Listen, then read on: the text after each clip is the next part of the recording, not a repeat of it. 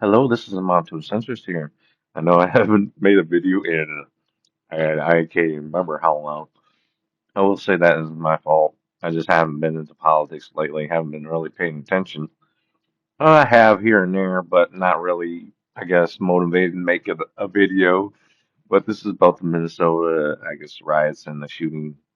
We'll go over what was legal and what was I guess, my opinion now. Legally speaking, as far as I can tell, it was legal that he shot her. You have to look at it the totality of the incident. You can't look at one particular incident of the video and say, well, he was trying to avoid him and her wheels weren't pointing towards him.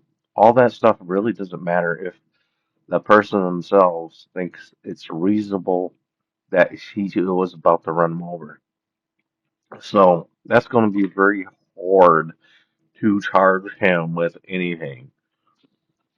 Will they ever will? Maybe. Like it'd be a hard stretch to say he murdered her, like there was an intent there or second degree murder. That is, I think, completely off the table. If anything happens, it's going to be manslaughter, and that'd be a miracle to happen, honestly. So calling him murderer is just wrong. I don't see there's any intent there to shoot and kill her. No, I don't think it should have happened. Me personally, I think it was lawful to also to use lethal force. Now, did it had to happen? No, I think there was a little bit more reasonable that he just could have got out of the way and he would have been fine. But I wasn't him, so from I look at it as like if that were me or a citizen in the same situation, if they did that, could they not be charged with it? And there's a pretty good chance they wouldn't. A very high chance, even if they're not a police officer, even if they're not ICE. If I looked at it and a citizen were going to do this, they probably wouldn't be charged. And if they were, it would be just for manslaughter, not murder or second degree murder or anything like that. So now there's riots and protests and a bunch of shit happening, of course. And it's just fucking crazy, like the temperature of things now, and like the rhetoric on both sides. Trump called her a terrorist, which was just grossly fucking inaccurate. I don't like the words people are using, murderer, fucking terrorist. I think both sides are fucking really stupid on this, and is a very unfair, I guess, categorization of both on both sides. Like she wasn't a terrorist and this guy didn't murder her. I just hopefully everything, I guess, calms down, which doesn't look like it's happening anytime soon. Um, I think if he did do this, I guess on purpose. I don't know. I don't think he did.